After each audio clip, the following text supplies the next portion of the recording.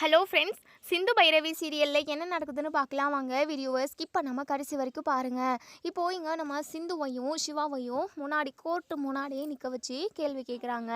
ஏன் சிந்து, நீ ரொம்ப மிகப்பெரிய தப்பு பண்ணியிருக்க. ஒருத்தவங்களோட விருப்பம் இல்லாமல் பொய் சொல்லி தனக்குத்தானே தாலியை கட்டிக்கிட்டு நீ சிவா டாக்டரை ஏமாத்தினது மிகப்பெரிய தப்பு அப்படின்னு சொல்லிட்டு அங்கே ஜட்ஜ் அம்மா கேட்கவும், நம்ம சிந்துவுமே நான் பண்ணினது மிகப்பெரிய தப்பு தான் ஐயா மேடம், தயவு செஞ்சு எனக்கு எவ்வளோ பெரிய தண்டனை வேணாலும் கொடுங்க, ஆனால் சிவா டாக்டர்கிட்டேருந்து என்னை பிரிச்சிடாதீங்க. என்னுடைய ஒரே ஒரு ஆதரவு, என்னுடைய ஆசை எல்லாமே என் சிவா டாக்டர் தான். அவங்க கூட ஒன்று சேர்ந்து வாழணுன்றதுக்காக தான் நான் போய் சொன்னேன். மற்றபடி சிவா டாக்டரை ஏமாற்றணும், அவங்களோட வாழ்க்கை கெடுக்கணுன்றதுக்காகலாம் நான் இப்படி பண்ணலை, இப்படி ஒரு பொய்யை சொல்லலை. அவங்க கூட ஒன்று சேர்ந்து சந்தோஷமாக வாழணும். சின்ன வயசுலேருந்தே நான் சிவா டாக்டர் மேலே உயிரவே வச்சுட்டேன். அதனால் அவங்க கூட ஒன்று சேர்ந்து வாழணுன்றதுனால தான் பொய் சொன்னனே தவிர மற்றபடி எந்த ஒரு உள்நோக்கமும் இல்லை. நான் பண்ண தப்புக்கு தண்டனையாக நீங்கள் என்ன கொடுத்தாலுமே நான் ஏற்றுக்கிறேன் அப்படின்னு சொல்லிட்டு இங்கே சிந்து ஒரு பக்கம் அழுதுகிட்டு நிற்கிறாங்க. இப்போது ஜட்ஜ் அம்மா கேட்குறாங்க, ஆமாம்மா, நீ உன் பக்கம் ஆதாரத்துக்காக லாயர் யாரையுமே நீ கூட்டிகிட்டு வரலையா அப்படின்னு சொல்லி கேட்கவும், அப்போ தான் சிந்து வந்து ஊரில் நடந்த விஷயத்தெல்லாம் சொல்கிறாங்க. இப்படி என்னை ஊரை விட்டே தள்ளி வச்சுட்டாங்க, தப்பு பண்ணதுக்கான தண்டனையை கொடுத்துருந்தா கூட நான் ஏற்றுக்கிட்டு இருந்திருப்பேன். ஆனால் தண்டனை எதுவுமே கொடுக்கல, என்கிட்டேருந்து சிவா டாக்டரை பிரிக்கணும், அப்படி இல்லைனா ஊரை விட்டே நீ போகணும், ஊரில் உள்ள யாருமே அண்ணன் தண்ணி புழுங்கக்கூடாது அப்படிங்கிற மாதிரியெல்லாம் ஏதோ சட்டமெல்லாம் பேசுகிறாங்க. இருந்தாலும் இருக்கட்டும், நான் சிவா டாக்டர் கூட ஒன்று சேர்ந்து வாழணுன்ற ஒரு முடிவில் நான் உறுதியாக இருக்கேன். யாருமே எனக்கு பச்சை தண்ணி கூட கொடுக்கல. அதே சமயம் எனக்காக வாதாடுறதுக்காக லாயருமே யாருமே வர மாட்டேங்கிறாங்க அப்படின்ற மாதிரி இங்கே நம்ம சிந்து பயங்கரமாக அழுது புலம்பிக்கிட்டு இருக்கவும், அப்போ தான் இங்கே ஒரு லாயர் வந்து என்ட்ரி ஆகுறாங்க. நம்ம சிந்துக்கு ஆதரவாக சிந்து பக்கம் வந்து பேசுகிறாங்க. இந்த பொண்ணு பண்ணினது தப்பாகவே கூட இருக்கட்டும், தப்பு பண்ணவங்களுக்கான தண்டனை என்ன அப்படின்னா அவங்க திருந்தி வாழ்கிறதுக்கான ஒரு தண்டனையை கொடுப்பாங்க. அப்படி ஒரு தண்டனையை கொடுக்காம மொத்தமாக அவங்களோட வாழ்க்கையவே அழிக்கணும்னு நினைக்கிறது மிகப்பெரிய தப்பு யுவர் ஆனர் அப்படின்னு சொல்லிட்டு அந்த லாயர் வந்து வாதாட ஆரம்பிக்கிறாங்க. சிந்து பக்கம் எது தப்பு, அவங்க எதுக்காக பண்ணாங்க, எந்த நோக்கத்தோடு பண்ணாங்க அப்படின்றத எல்லாத்தையுமே விரிவாக எடுத்து இங்கே அந்த லாயர் வந்து ஜட்ஜ் கிட்ட சொல்கிறாங்க. இப்போ நம்ம சிந்துக்கு ரொம்ப சந்தோஷமாக இருக்குது. இவங்க யாருன்னே தெரியலையே, கடைசி நேரத்தில் நமக்கு ஆதரவாக வந்து வாதாடுறாங்களே அப்படின்னு சொல்லிட்டு சிந்து ரொம்பவே சந்தோஷப்படுறாங்க. அதே சமயம் அந்த கடவுள் நம்ம கூட இருக்க தான் செய்கிறாரு, கண்டிப்பாக நல்லதே நடக்கும், சிவா டாக்டர் கூட நம்ம ஒன்று சேர்ந்து வாழ்ந்தே ஆகணும், எப்படியாவது கோர்ட்டில் நம்ம பக்கம் தீர்ப்பு சொல்லி நான் திரும்பவும் அன்னபூர்ணியாத்த வீட்டுக்கு போகணும் அப்படிங்கிற மாதிரியெல்லாம் சிந்து மனசுக்குள்ளே நினச்சிக்கிட்டு இருக்காங்க. இப்போது இவங்க வாதாடுறாங்க. அதாவது வாதாடுறதுல இப்போது சிந்து பக்கம் தான் தீர்ப்பு வருன்ற மாதிரி தான் போய்கிட்டுருக்கு. இப்போது ஜட்ஜாக இருந்துட்டு சிவாவை கூப்பிட்டு முன்னாடி நிற்க வச்சு, ஏன்பா சிந்து உன் கூட ஒன்று சேர்ந்து வாழணுன்றதுக்காக, அது மட்டும் இல்லாமல் சின்ன வயசுலேருந்தே உன்னை உயிருக்கு உயிராக உங்களை லவ் பண்ண காரணத்தினால உங்கள் கூட ஒன்று சேர்ந்து வாழணுன்ற ஒரே காரணத்தினால பொய் சொல்லியிருக்காங்க. உங்களுக்கு வேறு யாரு கூடயாவது கல்யாணம் நடந்துருச்சு அப்படின்னா அவங்களால தாங்கிக்க முடியாது, உங்களை லவ் பண்ண ஒரே காரணத்தினால தான் பொய் சொல்லியிருக்காங்கன்னு சொல்கிறாங்க. அதே சமயம் என்ன தண்டனை கொடுத்தாலும் வாங்கிக்கிறதா தான் சொல்லிக்கிட்டு இருக்காங்க. நீ என்னப்பா சொல்கிற, சிந்து கூட ஒன்று சேர்ந்து வாழ்கிறதுக்கு உனக்கு விருப்பமாப்பா அப்படின்னு சொல்லிட்டு எங்கள் ஜட்ஜ் அம்மா கேட்கவும், இதை கேட்ட எங்கள் சிவா அப்படியே திருன்னு முழிக்கிறாரு. என்ன பண்ணுறதுனே தெரியல. கோர்ட்டுக்கு வர்றதுக்கு முன்னாடி எங்கள் அன்னபூர்ணி சிவா கிட்ட நல்லா தெளிவாக பேசி தான் கூட்டிகிட்டு வந்திருப்பாங்க போல். நீ மட்டும் அந்த சிந்துக்கு ஆதரவாக ஏதாவது பேசினா அப்படின்னா நான் உயிரோடவே இருக்க மாட்டேன்ற மாதிரி அன்னபூர்ணி சொல்லியிருப்பாங்க போல். அதை பற்றியே யோசிச்சுக்கிட்டு எங்கள் சிவா எதுவுமே பேசாமல் சைலண்ட்டாக இருக்காங்க. இப்போது சிந்து வந்துட்டு மனசுக்குள்ளே அப்படியே கண்ணாலே பேசுகிறாங்க சிவாவை பார்த்து, டாக்டரே நீங்கள் சொல்லுங்கள் டாக்டரே, உங்கள் மனசில் நான் தான் இருக்கேன்னு சொல்லுங்கள் டாக்டரே, இப்போ ஒரு வார்த்தை இப்போ சொல்லிட்டீங்க அப்படின்னா கண்டிப்பாக நம்ம வாழ்க்கை நல்லாயிருக்கும், இங்கே மட்டும் எனக்கு விருப்பம் இல்லை அப்படின்னு நீங்கள் சொல்லிட்டீங்க அப்படின்னா நம்மளோட வாழ்க்கை நல்லாவே இருக்காது டாக்டரே, கடைசி வரைக்கும் நம்ம ஒன்று சேர்ந்து வாழாமல் போயிடுமோன்னு எனக்கு ரொம்ப பயமாக இருக்குது, ப்ளீஸ் டாக்டரே உங்கள் மனசில் நான் தான் இருக்கேன்னு சொல்லுங்கள் டாக்டரே அப்படின்னு சொல்லிட்டு கண்ணாலேயே சொல்கிறாங்க. இப்போ சிவாவுமே அதை கவனிக்கிறாங்க. சிந்து, எனக்கு என்ன பண்ணுறதுனே தெரியல சிந்து, நான் உனக்கு ஆதரவாக ஏதாவது சொல்லிட்டேன் அப்படின்னா அன்னபூர்ணிய பெரியம்மாவோட உயிருக்கே ஆபத்தாயிடுமே, எனக்கு பயமாக இருக்கே அப்படின்னு சொல்லிட்டு யோசிக்கிறாங்க. இப்போது இங்கே ஜட்ஜம்மா இருந்துட்டு, என்ன தம்பி எதுக்காக இப்படி யோசிச்சுக்கிட்டு இருக்கீங்க, உங்கள் மனசில் என்ன இருக்குது, சிந்து கூட ஒன்று சேர்ந்து வாழ்கிறதுக்கு உங்களுக்கு விருப்பமா அப்படின்னு சொல்லி கேட்கவும், இப்போது சிந்துவை பற்றின எல்லாமே யோசிச்சு பார்க்குறாங்க. ஏன்னா ஊர்க்காரவங்க தள்ளி வச்சதுனால நம்ம சிந்து எவ்வளோலாம் கஷ்டப்பட்டாங்க அப்படிங்கிறது அப்படின்றது நம்ம சிவாவுக்கு தெரியும். அது மட்டும் இல்லாமல் அங்கே இங்கேன்னு அலைஞ்சி சிந்துவை தேடி தேடி இருக்காரு நம்ம சிவா. அங்கே இங்கேன்னு கோவிலில் குளத்துலன்னு உட்காந்துக்கிட்டு நம்ம சிந்து அவ்வளோ ஒரு கஷ்டப்பட்டுருக்காங்க. இதை எல்லாத்தையுமே யோசிச்சு பார்க்குறாங்க. பஞ்சாயத்தில் நம்ம ஒரு வார்த்தை சிந்துக்கு ஆதரவாக பேசியிருந்தோம் அப்படின்னா சிந்துக்கு இப்படி ஒரு சுச்சுவேஷன் வந்திருக்காதே. இப்போது நம்ம சிந்துக்கு ஆதரவாக பேசலை அப்படின்னா கண்டிப்பாக சிந்துவோட நிலமை ரொம்ப மோசமாக போயிடும். இப்போதைக்கு சிந்து கூட ஒன்று சேர்ந்து வாழ்கிற மாதிரி நம்ம ஜட்ஜ் அம்மா கிட்ட சொல்லுவோம். வீட்டில் போய் பெரியம்மா காலில் விழுந்து அழுது பொழுதாவது எப்படியாவது நம்ம பெரியம்மாவை சமாதானப்படுத்திடலாம். ஏன்னா வேறு வழியே இல்லை. இந்த ஒரு டைம் மிஸ் பண்ணிட்டோம் அப்படின்னா நம்ம சிந்து கூட ஒன்று சேர்ந்து வாழ முடியாமையே போயிடும். இப்போது மனசு ஃபுல்லாக சிந்து தானே இருக்கா அப்படின்னு சொல்லிட்டு தனக்கு தானே இங்கே சிவா பேசிக்கிட்டு இருக்காங்க. இப்போது இங்கே நம்ம சிந்துவோட லாயர் இருந்துட்டு என்னப்பா எதுவுமே பேசாமல் இருக்க, அங்கே ஜட்ஜ் அம்மா கேட்டுக்கிட்டு இருக்காங்க, கொஞ்சம் கூட மரியாதை கொடுக்காம நீ பாட்டுக்கு என்னமோ யோசிச்சுக்கிட்டே இருக்க, என்னப்பா அப்படின்னு சொல்லி கேட்கவும் உடனே ஜட்ஜ் அம்மா இருந்துட்டு நீங்கள் இருங்கம்மா நான் கேட்குறேன், என்னப்பா தம்பி உனக்கு அப்போது சிந்து கூட ஒன்று சேர்ந்து வாழணுன்ற எண்ணம் இருக்காப்பா அப்படின்னு சொல்லி கேட்கவும் அப்போ தான் இங்கே நம்ம சிவா இருந்துட்டு ஆமாம் மேடம், நான் சிந்து கூட ஒன்று சேர்ந்து வாழணும்னு நினைக்கிறேன்.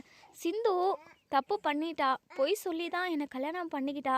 அப்போது எனக்கு அவள் மேலே கோவமும் வருத்தமும் நிறையவே இருந்தது. ஆனால் கொஞ்ச நாளைக்கு முன்னாடி சிந்து எங்கள் வீட்டுக்காக எத்தனையோ விஷயத்த நல்லது செஞ்சுருக்கா. அவளால் நிறைய நல்லது நடந்திருக்கு. அது மட்டும் இல்லாமல் அவள் மேலே இருக்கிற கோவமெல்லாம் போய் அவளை நான் ஏற்றுக்கவும் செஞ்சுட்டேன். கடைசி நேரத்தில் இப்படியெல்லாம் பிரச்சனை வரும்னு சொல்லிட்டு நான் கொஞ்சம் கூட எதிர்பார்க்கல மேடம் அப்படின்னு சொல்லி இங்கே நம்ம சிவா வந்து சொல்கிறாங்க. இப்போது இதை கேட்ட எங்கள் மகா அன்னபூர்ணி எல்லாருமே கதி கலங்கி போயிடுறாங்க. பயங்கரமாக அதிர்ச்சி ஆகிறாங்க. இப்போது ஜட்ஜம்மா இருந்துட்டு சொல்கிறாங்க, அப்புறம் என்ன, 2 பேரும் வாழ வேண்டியவங்களோட முடிவு 2 பேரும் ஒன்று சேர்ந்து வாழணுன்றது தான். அப்போது யாரும் இதுக்கு குறுக்கா நிற்கக்கூடாது. இவங்க 2 பேரும் கடைசி வரைக்கும் ஒன்று சேர்ந்து சந்தோஷமாக வாழணும்.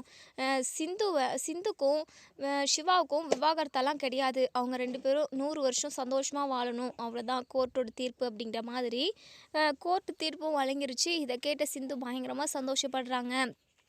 அது மட்டும் இல்லாமல் நம்ம சிந்துக்காக வாதாட வந்த லாயருமே ரொம்பவே சிந்துக்காக நிறைய பேசியிருக்காங்க. சிந்துவுக்காக பேசுனதுனால மட்டுமே கண்டிப்பாக அதுவும் ஒரு காரணம் சிவாவும் சிந்துவும் ஒன்று சேர்றதுக்கு.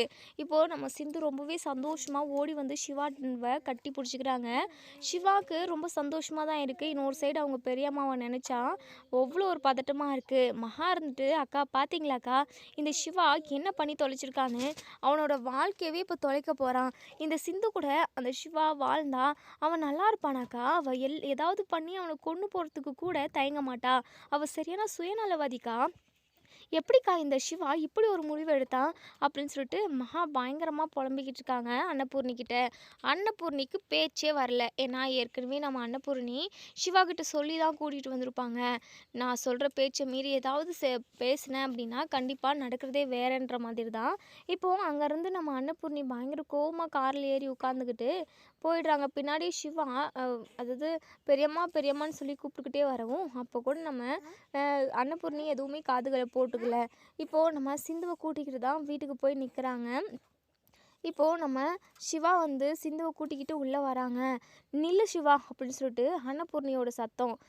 உடனேங்க பெரியம்மா சிந்து பாவம் பெரியம்மா, அவள் தப்பு பண்ணிட்டாதான், ஆனால் அந்த தப்பை உணர்ந்துட்டால. ப்ளீஸ் பெரியம்மா சிந்துவும் இங்கே இருக்கட்டுமே. என் மனசு ஃபுல்லாகவே சிந்து தான் நிறைஞ்சிருக்கா பெரியம்மா. தயவு செஞ்சு நான் எடுத்த முடிவுக்கு நீங்கள் ஓகே சொல்லணும். நாங்கள் 2 பேரும் ஒன்று சேர்ந்து வாழணும்னு நினைக்கிறோம் பெரியம்மா. நீங்கள் தான் எங்களுக்கு ஆதரவாக இருக்கணும் ப்ளீஸ் பெரியம்மா அப்படின்னு சொல்லிட்டு இங்கே நம்ம சிவா சொல்லவும் இதை கேட்ட இங்கே நம்ம அன்னபூர்ணி போதும் நிறுத்து சிவா, நீ எப்போவுமே என் பேச்சை மீறி ஒரு வார்த்தை கூட பேச மாட்டேன்னு நான் நினச்சிக்கிட்டு இருந்தேன். ஆனால் அதெல்லாம் பொய் இல்லை. இங்கே பாருயா, நான் உன்னை தலைக்கு மேலே தூக்கி வச்சுக்கிட்டு இருந்தேன். நீ தான் என் குலசாமினாலாம் நினச்சிக்கிட்டு இருந்தேன். உன் வாழ்க்கை நல்லபடியாக இருக்கணும், எப்படியாவது உன் வாழ்க்கையை சரி செஞ்சிடணும், நீ சந்தோஷமாக இருக்கணும்னு சொல்லிட்டு யோசிச்சுவையா நான். இந்த சிந்து நம்பிக்கை துரோகியா, நம்ம கூடவே இருந்து குழி தோணுவ. இவ எப்போ என்ன பண்ணுவானே தெரியாது. இவ நினச்சிட்டா தன்னோட சுயநலத்துக்காக யாரை உயிரை வேணாலும் எடுக்கிறதுக்கு தயாராக இருப்பா. இப்படிப்பட்டவ கூட நீ எப்படியா வாழ முடியும்? அது மட்டும் இல்லாமல் கோர்ட்டுக்கு போகிறதுக்கு முன்னாடி நான் உன்கிட்ட என்ன சொன்னேன்? அப்போது அந்த சிந்து தான் உனக்கு முக்கியமாக போயிட்டாளா? என் உயிரை விட அந்த சிந்து தான் உனக்கு முக்கியம் சரியா? நீ எந்த அளவுக்கு என் மேலே பாசம் வச்சுக்கிட்டு இருக்குன்றத நான் புரிஞ்சுக்கிட்டேன். ஐயோ பெரியம்மா, தயவு செஞ்சு நான் சொல்கிறத ஒரு நிமிஷம் கேளுங்க பெரியம்மா. ஏன் பெரியம்மா இப்படியெல்லாம் பேசுகிறீங்க? வேண்டாம் பெரியம்மா, எனக்கு மனசு கஷ்டமாக இருக்குது. அப்போது நீ பண்ணுறதெல்லாம் எனக்கு கஷ்டமா இல்லையா? உன்னை நான் என் பெத்த குழந்த மாதிரி பார்த்தனே. அப்போது நீ அவ தான் முக்கியம்னு போயிட்ட. இங்கே பாரியா, இதுக்கப்புறம் உனக்கும் எனக்கும் பேச்சுவார்த்தை இல்லையா அப்படின்னு சொல்லிட்டு சொல்லவும், ஐயோ பெரியம்மா அப்படி மட்டும் சொல்லிடாதீங்க பெரியம்மா, எனக்கு உங்களை ரொம்ப ரொம்ப பிடிக்கும் பெரியம்மா. என் அம்மாவை விட உங்களை தான் நான் என் நெஞ்சில் சுமந்துக்கிட்டு இருக்கேன் பெரியம்மா. தயவு செஞ்சு என்னை இப்படி வெறுத்து ஒதுக்கிடாதீங்க. சிந்துவுக்கு ஏதாவது நான் பண்ணணும்னு நினச்சேன். அவள் தப்பு பண்ணதெல்லாம் எப்போவே உணர்ந்துட்டா பெரியம்மா. அது மட்டும் இல்லாமல் அவளை நான் ஏற்றுக்கிட்டு அவள் கூட ஒன்று சேர்ந்து வாழவும் ஆரம்பிச்சிட்டேன் பெரியம்மா. அப்படி இருக்கிறப்போ நீங்கள் ஏன் பெரியம்மா ஏற்றுக்கக்கூடாது? என்னுடைய விருப்பம் என்ன, என் ஆசை என்னன்னு தெரிஞ்சுக்கிட்டு தானே ஒவ்வொரு விஷயத்தையுமே நீங்கள் பண்ணுவீங்க. அப்படி இருக்கிறப்போ இந்த விஷயத்துலையுமே நீங்கள் என்னுடைய முடிவை தயவு செஞ்சு ஏற்றுக்கோங்க பெரியம்மா, ப்ளீஸ் பெரியம்மா, உங்கள் காலில் கூட விழுகிறேன் அப்படின்னு சொல்லிட்டு பயங்கரமாக இங்கே நம்ம சிவா வந்து கத்தி கத்தி அழுகுறாங்க. சிந்துவை ஏற்றுக்கோங்க அப்படின்னு சொல்லிட்டு. இப்போ அன்னபூர்ணி இருந்துட்டு முகத்தை திருப்பி வச்சுக்கிறாங்க. உடனே இங்கே நம்ம மகா இருந்துட்டு, இங்கே பாரு சிவா, கண்டிப்பாக நீ பண்ணதை எப்பவுமே எக்கார்ந்து கொண்டும் அக்கா உன்னை மன்னிக்கவே மாட்டாங்க, ஏற்றுக்கவும் மாட்டாங்க. அந்த சிந்துவை, அந்த நம்பிக்கை துரோகியை திரும்பவும் நம்ம வீட்டுக்கு கூட்டிகிட்டு வந்துட்டுல, கண்டிப்பாக கடைசி வரைக்கும் உன் பெரியம்மா உன் கூட பேசவே மாட்டாங்க. அன்னபூர்ணி அக்காவோட உயிரை விட இந்த சிந்து தான் உனக்கு முக்கியமாக போயிட்டால. இருக்கட்டும்டா இருக்கட்டும். இங்கே பாருங்கக்கா, இவனும் வீட்டுக்குள்ளே வரக்கூடாது, இவங்க 2 பேரையும் வீட்டை விட்டு ஊரை விட்டு துரத்தணும் அப்படின்ற மாதிரி மகா சொல்லவும், உடனே அன்னபூர்ணி இருந்துட்டு, கண்டிப்பாக சிவாவை அப்படி ஊரை விட்டு துரத்துறதுக்கு எனக்கு மனசு வராது மகா. அவன் எங்கேயோ ஒன்று இருந்துட்டு போகிறான், ஆனால் அவன் கூட நான் பேசவே மாட்டேன் அப்படின்னு சொல்கிறாங்க. சிவா பயங்கரமாக அழுகிறாரு. உடனே சிந்து இருந்துட்டு, அத்தை என்னால் தானே டாக்டருக்கு இம்புட்டு பெரிய தண்டனை, நீங்கள் பேசலை அப்படின்னா கண்டிப்பாக டாக்டரால் அதை தாங்கிக்கவே முடியாது அப்படின்னு சொல்லி பேசிக்கிட்டு இருக்க நேரத்துலையே இங்கே நம்ம சிந்து மயங்கி விழுந்துடுறாங்க. உடனே இங்கே நம்ம இது சிவா இருந்துட்டு இப்போது நம்ம சிந்துவை வந்து அதாவது சிந்துவை பார்த்து பயங்கரமாக பதட்டப்படுறாங்க. சிந்து உனக்கு என்ன ஆச்சு அப்படின்னு சொல்லிட்டு. உடனே இங்கே நம்ம அன்னபூர்ணியுமே திரும்பி பார்க்கவும், என்ன இவ மயங்கி விழுந்துட்டா அப்படின்னு சொல்லிட்டு. உடனே நம்ம சிவா வந்து செக் பண்ணி பார்க்குறாங்க. நம்ம சிந்து ப்ரெக்னெண்ட்டாக இருக்காங்க. உடனே இங்கே நம்ம அன்னபூர்ணி இருந்துட்டு, சிவா என்னையா என்ன இவ நாடகம் நடிக்கிறாளா அப்படின்னு சொல்லிட்டு. இல்லை பெரியம்மா, சிந்து ப்ரெக்னெண்ட்டாக இருக்கா. நாங்கள் 2 பேரும் எங்கள் வாழ்க்கையை வாழ ஆரம்பிச்சிட்டோம் பெரியம்மா அப்படின்னு சொல்லிட்டு நம்ம சிவா வந்து சொல்கிறாங்க. இதை கேட்ட இங்கே நம்ம அன்னபூர்ணி பயங்கரமாக அதிர்ச்சி ஆகுறாங்க. அதே சமயம் அவங்க அதாவது சிவா மேலேயும் சிந்து மேலேயும் இருந்த கோவம் எல்லாமே பறந்து போயிடுது. ஒரு குழந்தை வீட்டுக்கு வரப்போகுது அப்படின்றத தெரிஞ்சுக்கிட்ட அதாவது நம்ம அன்னபூர்ணி பயங்கரமாக சந்தோஷப்படுறாங்க. எல்லாமே கோபதாபங்கள்லாம் மறந்து போச்சுன்னு கூட சொல்லலாம். உடனே மகா இருந்துட்டு, இங்கே பாருங்கக்கா, அவங்க என்ன சொன்னாலும் நீங்கள் நம்பாதீங்கக்கா, ஒருவேளை இது பொய்யா இருக்கலாம்ல அப்படின்னு சொல்லிட்டு. சிவா இருந்துட்டு, நான் டாக்டர் தானம்மா, அது எப்படிம்மா பொய்யா இருக்க முடியும், நான் பொய் சொல்லுவேனா அப்படின்னு சொல்லிட்டு. உடனே இங்கே நம்ம அன்னபூர்ணி இருந்துட்டு, ஆமாம் மகா, சிவா டாக்டர் தானே, அவன் எப்படி பொய் சொல்லுவான், அவன் பொய் சொல்கிறதுக்கு வாய்ப்பே இல்லையே அப்படின்னு சொல்லிட்டு இங்கே நம்ம அன்னபூர்ணி சொல்கிறாங்க. சரியா, உன் மனசு ஃபுல்லாக சிந்து தான் இருக்கான்னு நீ சொல்கிற. சரி, நீ ஆசைப்பட்ட மாதிரி சந்தோஷமாக சிந்து கூட வாழ்ந்தா சரிதான். இனிமேல் இந்த சிந்து பொய் சொல்லக்கூடாது. அப்படி பொய் சொன்னால் கண்டிப்பாக கடைசி வரைக்கும் இந்த வீட்டில் அவள் இருக்கவே முடியாது. இது ஒரு டைம் அவளை நான் மன்னிச்சு விடுறேன், அதுவும் குழந்தைக்காக அப்படின்னு சொல்லிட்டு இங்கே நம்ம அன்னபூர்ணி வந்து சொல்கிறாங்க. மகாவுக்கு அப்படியே பற்றிக்கிட்டு எரிஞ்சுக்கிட்டு இருக்கு. அக்கா என்னக்கா, அவங்க நாடகம் நடிக்கிறாங்கக்கா, அவள் கண்டிப்பாக ப்ரெக்னெண்ட்டாகவே இருக்க மாட்டா அப்படின்னு சொல்லிட்டு. இங்கே பாரு மகா, என்னதான் நம்ம இல்லைனாலுமே அவள் வயிற்றில் வளர்ந்துக்கிட்டு இருந்துச்சு அப்படின்னா கண்டிப்பாக அது இந்த வீட்டு வாரிசாக தானே இருக்கும். விடு மகா, நடந்த எல்லாத்தையுமே நம்ம மறந்துட்டு இனிமே என்ன நடக்குது அப்படின்றதவே பார்ப்போம். வா சிந்து, சிவா உள்ளே வா அப்படின்னு சொல்லிட்டு கூட்டிக்கிட்டு உள்ளே வராங்க. மகாவுக்கு பயங்கர கடுப்பாக இருக்குது. இசைக்கு இருந்துட்டு, என்னக்கா இது இப்படியெல்லாம் நடந்துக்கிட்டு இருக்கு, கோர்ட் வரைக்கும் போய் அந்த சிந்துவை எப்படியாவது இந்த வீட்டை விட்டு துரத்திடலாம் அப்படின்றதுனால எவ்வளவோ ஸ்டெப் எடுத்தோம். நமக்கு சாதகமாக நடந்த மாதிரி நடந்து இப்போது சிந்துக்கு சாதகமாக நடந்துருச்சேக்கா, என்னக்கா பண்ணுறது அப்படின்னு சொல்லிட்டு பயங்கர அப்செட்டாக இருக்கவும் நம்ம மகா இருந்துட்டு, இசைக்கு, கண்டிப்பாக இவளை நான் சும்மா விட மாட்டேன்டா. இந்த சிந்து இப்போ வீட்டுக்குள்ளே நுழைஞ்சதுக்கு ஒரே காரணம் அவள் வயிற்றில் வளர்கிற குழந்தை தான். அந்த குழந்தையால தான் அன்னபூர்ணி அக்காவும் அவளை மன்னிச்சு ஏற்றுக்கிட்டாங்க. அந்த குழந்தை இல்லாமல் பண்ணிட்டா கண்டிப்பாக அவளை வீட்டை விட்டு துரத்திடலாண்டா. இவள் பொய் சொல்லி தான் வீட்டுக்குள்ளேயே வந்தா அப்படின்ற மாதிரி ஏதாவது அவள் மேலேயே பழிய போட்டு அவளை வீட்டை விட்டு துரத்திடலாண்டா அப்படின்னு சொல்லிட்டு இங்கே நம்ம மகா வந்து பிளான் பண்ணுறாங்க. இப்போது நம்ம சிந்துக்கே குழப்பமா தான் இருக்குது. அது எப்படி நம்ம ப்ரெக்னெண்ட்டாக இருக்க முடியும்? டாக்டரு சண்டை வரத்துக்கு வீட்டில் கலவரம் நடக்கிறதுக்கு முன்னாடி தான் நம்மளை ஏற்றுக்கிட்டாங்க. நாங்கள் 2 பேரும் ஒன்று சேர்ந்து வாழவும் இல்லையே, அப்புறம் எப்படி நம்ம கர்ப்பமாக இருப்போம் அப்படின்ற மாதிரி பயங்கரமாக யோசித்து குழம்பி போயிருக்காங்க.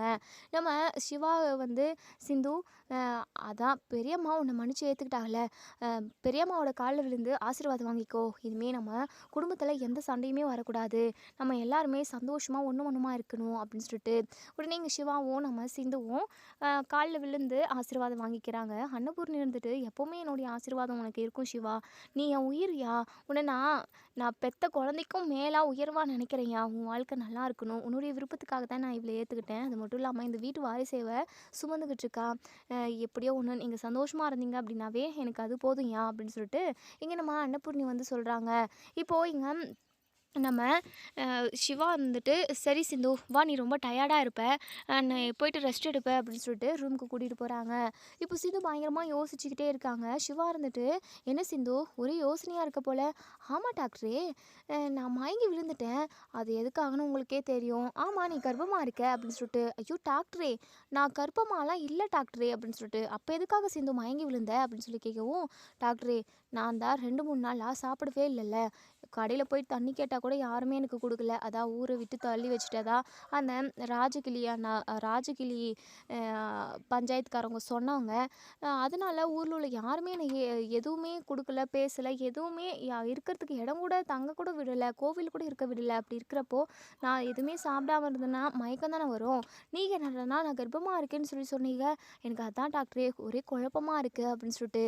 இப்போ சிவா சிரிக்கிறாங்க. என்ன டாக்டரே சிரிக்கிறீங்க அப்படின்னு சொல்லி கேட்கவும், அப்போ தான் நம்ம சிவா வந்து எல்லாத்தையுமே சொல்கிறாங்க. இல்லை சிந்து, நீ கர்ப்பமாக இருக்கிற விஷயம் தெரிஞ்சுது அப்படின்னா கண்டிப்பாக அன்னபூர்ணி பெரியம்மா உன்னை ஏற்றுப்பாங்கன்ற ஒரே காரணத்துக்காக தான் நான் போய் சொன்னேன். என்ன டாக்டரே சொல்கிற அப்படின்னு சொல்லிட்டு சிந்து பயங்கரமாக அதிர்ச்சி ஆகுறாங்க. உடனே நம்ம டாக்டருமே ஆமாம் சிந்து, அதான் உன்னை பெரியம்மா ஏற்றுக்கிட்டாங்கல்ல நான் போட்ட பிளான் படி அப்படின்னு சொல்லிட்டு. இருக்கட்டும் டாக்டரே, ஆனால் நீங்கள் பொய் சொல்லியிருக்கீங்க, ஏற்கனவே நான் பொய் சொன்னதுனால தானே இம்புட்டு பெரிய பிரச்சனையெல்லாம் நான் சந்தித்தேன். அப்படி இருக்கிறப்போ நீங்கள் எப்படி டாக்டரே பொய் சொன்னீங்க? வேண்டாம் டாக்டரே, நம்ம இப்போவே போய் உண்மையை சொல்லிடுவோம் வா டாக்டரே அப்படின்னு சொல்லிட்டு. சிந்து வா சிந்து, நீ இப்போ போய் உண்மையை சொன்ன அப்படின்னா கண்டிப்பாக உன்னை வீட்டை விட்டு துரத்திடுவாங்க, பரவாயில்லையா, நீ கூட ஒன்று சேர்ந்து வாழணும்னு உனக்கு விருப்பம் இல்லையா சிந்து அப்படின்னு சொல்லி கேட்கவும், உடனேங்க நம்ம சிந்து இருந்துட்டு இல்லை இல்லை, கடைசி வரைக்கும் உங்கள் கூட நான் ஒன்று சேர்ந்து சந்தோஷமாக வாழணும் டாக்டரே அப்படின்னு சொல்லி சொல்கிறாங்க. உடனேங்க நம்ம இது சிந்து சொன்னதுமே சரி டாக்டரே, நான் ஒரு வேளை எனக்கிறதுனாலையும் இந்த விஷயம் தெரிய வரும்ல, அப்போ என்ன பண்ணுறது?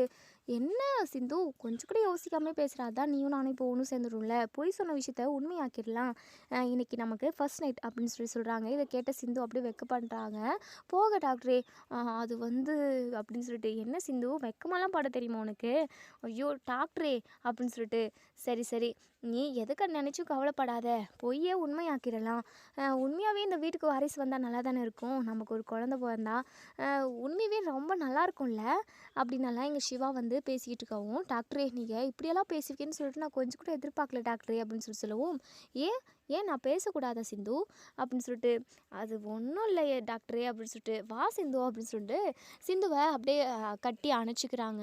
எப்போவுமே இப்படியே இருக்கணும் போல இருக்குது டாக்டரே அப்படின்னலாம் சிந்து பேசிக்கிட்டு 2 பேருமா பேசிக்கிட்டே இருக்காங்க. இன்னொரு சைடு இங்கே நம்ம பைரவி பயங்கர கோவமாக இருக்காங்க.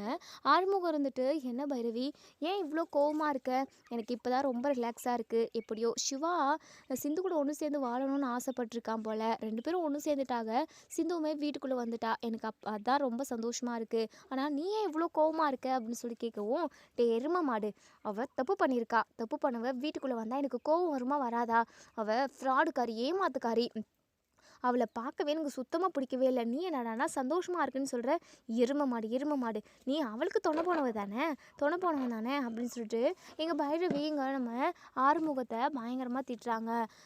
என்ன பைரவி, சிந்து ஏதோ தெரியாமல் தப்பு பண்ணிட்டாங்க, அதுக்காக இப்போ வரைக்கும் நீ கோவமாகவே இருப்பியா அப்படின்னு சொல்லிட்டு எங்கள் நம்ம ஆறுமுகம் வந்து நம்ம சிந்துக்கு ஆதரவாக பேசவும், நம்ம பைரவி இருந்துட்டு வேணாம் ஆறுமுகம், நான் ஏற்கனவே மண்டை சூடாக இருக்கேன், தேவையில்லாமல் டென்ஷன் பண்ணாத பைரவி, ஜூஸ் ஏதாவது கொண்டு வரவா அப்படின்னு சொல்லிட்டு. எதுக்கு நான் கேட்டேன் உன்னை, இப்போ தானே பைரவி மண்டெல்லாம் சூடாக இருக்குன்னு சில்லுன்னு ஜூஸ் குடிச்சா அப்படின்னா நல்லா குளு குளுன்னு மண்டை ஐஸ் பெட்டி மாதிரி ஆயிடும்ல. இங்கே உனக்கு அவ்வளவும் கொழுப்பு திமிரு உனக்கு, எரும மாடு இரு வரேன் அப்படின்னு சொல்லிட்டு பக்கத்தில் புக்ஸ் ஒன்று இருக்குது, அதை எடுத்துக்கிட்டு மண்டை மலையே போடுறாங்க. ஐயோ பைரவி, என்னை போட்டு தள்ளிட போகிற பைரவி, நான் உன் கூட ஒன்று சேர்ந்து வாழணும்னு நிறைய கனவெல்லாம் கண்டு வச்சுருக்கேன். எரும மாடு அதெல்லாம் நடக்கவே நடக்காது. கண்டிப்பாக அப்படி ஒரு சுச்சுவேஷன் வரவே வராது. கண்டிப்பாக நான் உன்னை விட்டு நான் ரொம்ப தூரம் போக போகிறேன். நான் நினச்ச மாதிரி படித்து ஒரு நல்ல வேலைக்கு போகணும். என்ன பைரவி, காலம் போன காலத்தில் நீ படித்து வேலை வாங்க போறியா என்ன அப்படின்னு சொல்லவும், வயசானவங்க கூட படிக்கிற இப்போல்லாம் படிச்சுக்கிட்டு தான் இருக்காங்க, அதெல்லாம் ஒரு பிரச்சனையும் இல்லை. நீ எனக்கு டிவோர்ஸ் பேப்பரில் கையெழுத்து போட்டு கொடுத்துட்ட அப்படின்னா அதுவே எனக்கு போதும். நான் அதை வச்சு என்ன வேணாலும் பண்ணுவேன். வேணாம் பைரவி, அதெல்லாம் உனக்கு செட் ஆகாது பைரவி. உனக்கு கல்யாணம் ஆயிடுச்சு, ஒரு குடும்ப பெண்ணா வீட்டுக்குள்ளேயே இருக்கிறது தான் கரெக்டு. என்ன கல்யாணம் பண்ணிட்டா வீட்டுக்குள்ளேயே இருக்கணுமா, முடங்கி கிடக்கணுமா? ஐயோ பைரவி, நான் அப்படியெல்லாம் பெண்களை முடக்கி இருக்க வைக்கணும் அப்படின்னலாம் நான் நினைக்கவே இல்லை. என் கூட ஒன்று சேர்ந்து வாழ பைரவி. நீ எவ்வளோ பெரிய படிப்பு படிக்கிறதால படி அப்படின்னு சொல்லிட்டு உனக்கு ஆதரவாக தானே இருக்கேன் பைரவி. ஏன் நீ பொண்ணுங்க பொண்ணுங்களுக்கு நான் எதிர்மறை, பொண்ணுங்களுக்கு வந்து நான் ரொம்ப வில்லன் அப்படின்ற மாதிரி காட்டி கொடுக்குற மாதிரி பண்ணுறேன்? நான் அப்படியெல்லாம் இல்லை பைரவி. எப்போவுமே நான் பொண்ணுங்களுக்கு தலை வணைவேன், தலை வணங்குவேன், அவங்களுக்கு நிறைய மரியாதை கொடுப்பேன் பைரவி. நீ தான் ஆம்பளைங்களுக்கு மரியாதையே கொடுக்க மாட்டேங்கிற, நீ பொண்ணு மாதிரி நடந்துக்க மாட்டேங்கிற பைரவி, என்னமோ ஆம்பளை மாதிரியே நடந்துக்கிற பைரவி அப்படின்னு சொல்லவும், டே எரும மாடு எரும மாடு, ஆள் தான் வளர்ந்துருக்கே தவிர உனக்கு அறிவே இல்லை. நான் என்ன ஆம்பளை மாதிரி இருக்குன்னா, என்னை பார்த்தா அப்படியே தெரியுது உனக்கு, இருடா வரேன் அப்படின்னு சொல்லிட்டு அடிக்கிறதுக்கே போகிறாங்க. நம்ம ஆறுமுகம் கீழே ஓடி வந்துடுறாங்க. அன்னபூர்ணி உட்காந்துருக்காங்க. அம்மா என்னை காப்பாற்றுமா, இந்த பைரவியா எதுக்கு எடுத்தாலும் என்னை அடிக்கிறா பாருங்கம்மா அப்படின்னு சொல்லிட்டு. இப்போது அன்னபூர்ணி கோவமாக தான் இருந்திருப்பாங்க. சிரிப்பு வந்தது. என்னடா பண்ணிக்கிட்டு இருக்கீங்க நீங்கள் என்ன சின்ன பிள்ளைங்களா? கல்யாணம் பண்ணி வச்சிருக்கு, ஏதோ ஒரு குழந்தை குட்டின்னு பெற்று கொடுத்தீங்க அப்படின்னா நான் அதை பார்த்துக்கிட்டு வளர்க்க செய்வேன். ஆனால் அதை விட்டுட்டு இப்படி ஓடி பிடிச்சி விளையாடிக்கிட்டு இருக்கீங்க அப்படின்னு சொல்லிட்டு. அம்மா இந்த பைரவி தான்ம்மா எதுக்கு எடுத்தாலும் என்னை அடிக்கிறதுக்கே வரா, பாருங்கம்மா என்னன்னு கேளுங்கம்மா அப்படின்னு சொல்லிட்டு. டேய் நீ என்ன ஸ்கூல் பையனா, சும்மா அவள் விளையாடிருப்பாடா அப்படின்னு சொல்லிட்டு. அம்மா அவள் விளையாடுற மாதிரியே வந்திருக்கா பாரு, எவ்வளோ ஃபோர்ஸாக ஓடி வரான்ட்டு அப்படின்னு சொல்லிட்டு எங்கள் அன்னபூர்ணி பயங்கரமாக சிரிச்சுக்கிட்டே இருக்காங்க. அம்மா என் வாழ்க்கையை பார்த்தா உனக்கு, என் நிலைமையை பார்த்தா உனக்கு சிரிப்பாக வருதாம்மா அப்படின்னு சொல்லி கேட்கவும், டேய் போடா அவள் சும்மா விளையாடுவா அப்படின்னு சொல்லிட்டு. இதோட இந்த ரிவ்யூ முடியுது. இதுக்கப்புறம் என்ன நடக்கு சொல்லி வெயிட் பண்ணி பார்ப்போம்.